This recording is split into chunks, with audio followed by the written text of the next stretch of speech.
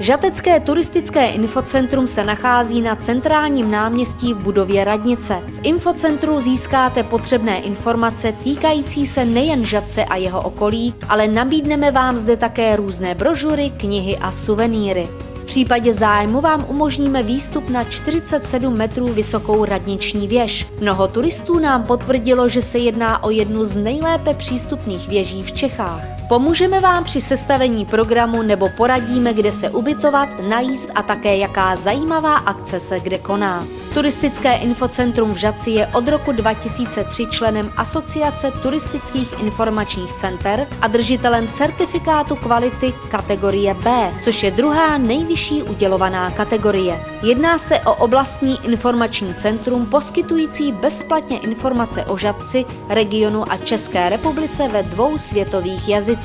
V letech 2001 až 2007 zajistilo Turistické informační centrum informace a služby pro cirka 55 000 návštěvníků. Co se týká cizinců, své kroky sem nasměrovali také turisté z Německa, Ruska, USA, Belgie, Austrálie, Japonska, Dánska a dalších zemí.